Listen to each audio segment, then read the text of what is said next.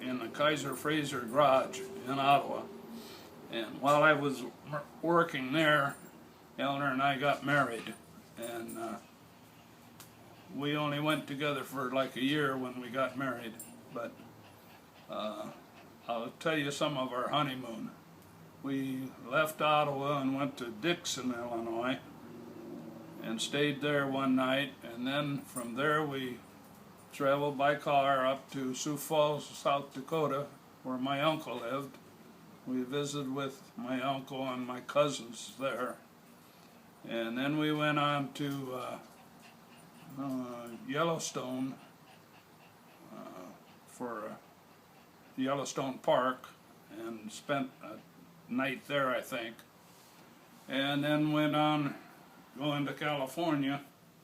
And the part of this was Mom and Dad came back for my wedding, but my dad said, well, if you're going to California, I'll see you there. I'm going back to California. He took off and went by bus as soon as the wedding was over.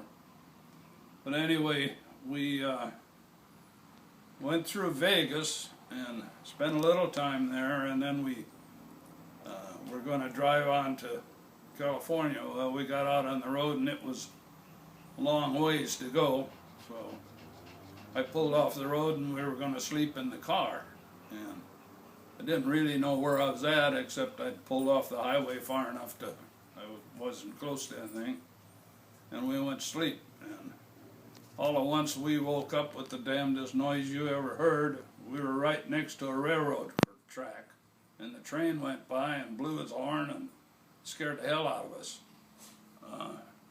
Then we went on, I got up and I drove on into Long Beach, and I remember coming through the riverside. The palm trees were beautiful. There was rows of palm trees along the road.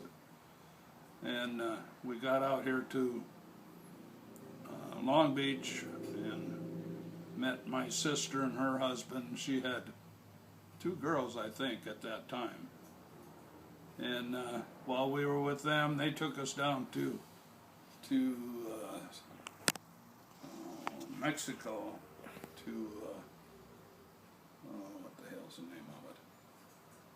Anyway, just across the border into Mexico, and one day, and then we were back up here and went to Knott's Berry Farm, and then we decided we were going to head for back home, but we were going to take in Eleanor's uncle, Uncle Glenn.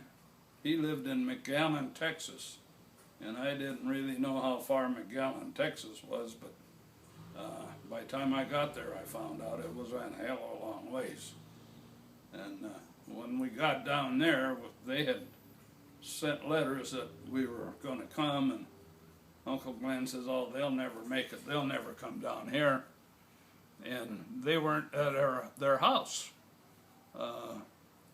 We pulled up their house, and nobody there and nobody around, and so we went downtown and had a sandwich or something, and we came back, and then we met, there was a young guy in the driveway washing the car, and here it was Eleanor's cousin's boyfriend, or husband, Don, and he says, oh, they're not living here, they're living in a motel, taking care of the motel for some other relative.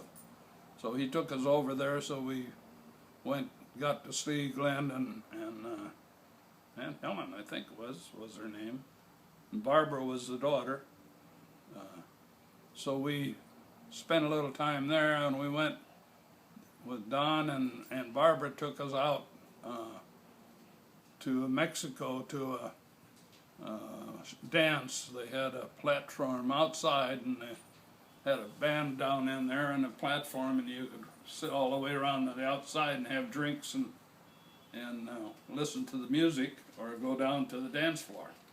And so we spent a few hours there, and Don had sold most of these guys that were playing there their instruments, because that's what he did, was sold musical instruments.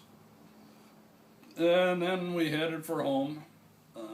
After we spent a few days there, we headed back home.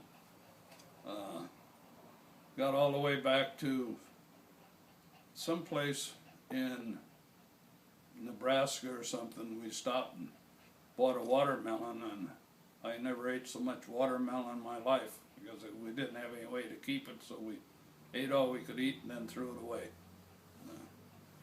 And then we got home and got a little house, or we went in an apartment first, my dad's apartment house, and I kind of was the overseer of it. It had 4 apartments, so we lived in one, and Al Kyle lived in the one upstairs from us.